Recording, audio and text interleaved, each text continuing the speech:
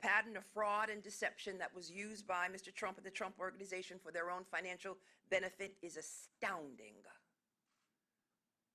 Inflating the values of assets by whatever means necessary to increase Mr. Trump's purported net worth. And then that net worth was used to further enhance his financial standing, intentionally misrepresenting his financials to obtain incredible economic benefit. It was a scheme that by its very nature became more profitable over time. And it is all in stark violation of the law. As I mentioned earlier, the relief that we are seeking specifically, we are asking the court, again, to permanently bar Mr. Trump, Donald Trump, Eric Trump, Ivanka Trump from serving as an officer or director in any corporation or similar business entity registered or licensed in New York State. We are barring Mr. Trump and his organization from entering into any New York State commercial real estate acquisition for 5 years. We are barring Mr. Trump and the Trump Organization from applying for any loans from any financial institution registered with the New York Department of Financial Services for 5 years. We are requiring Mr. Trump and the Trump Organization to disgorge the financial benefits obtained through the persistent fraudulent practices, an estimated, a baseline at the minimum of $250 million, and to appoint an independent monitor at the Trump Organization to oversee compliance, financial reporting, evaluations, and disclosures to lenders, insurers, and tax authorities for no less than 5 years. We are requiring the Trump Organization to prepare on an annual basis for the next 5 years a GAAP, a generally accepted accounting practices compliant audited statement of financial condition showing Mr. Trump's net worth to be distributed to all the recipients of his prior statements of financial condition.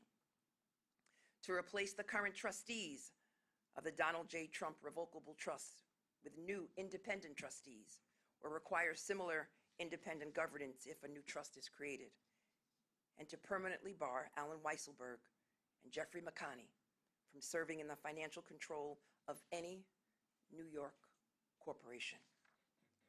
And lastly, to cancel any certificate filed under and by virtue of the provisions of Section 130 of the General Business Law for the corporate entities named as defendants and any other entity controlled by or beneficially owned by Donald Trump, which participated in or benefited from the ongoing financial scheme. In other words, permanently prohibit any of these companies from doing business in the state of New York. I want to be clear. White-collar financial crime is not a victimless crime. When the well-connected break the law to take in more money that they are entitled to, it reduces resources to working people, to regular people, to small businesses, and to all taxpayers. Everyday people cannot lie to a bank about how much money they have in order to get a favorable loan to buy a home or to send their kid to college. And if they did, the government would throw the book at them. Why should this be any different? It is a tale of two justice systems, one for everyday working people and one for the elite, the rich and the powerful. Mr. Trump and his allies may say that these penalties are too harsh or that this is part of a witch hunt. I will remind everyone that this investigation only started after Michael Cohen, his former lawyer, testified before Congress and shed light on this misconduct. And the remedies are consistent with what we have sought for other businesses that committed the same misconduct. This investigation revealed that Donald Trump engaged in years of illegal conduct to inflate his net worth, to deceive banks and the people of the great state of New York. Claiming you have money that you do not have does not amount to the art of the deal. It's the art of the steal. And there cannot be different rules for different people in this country or in this state. And former presidents are no different.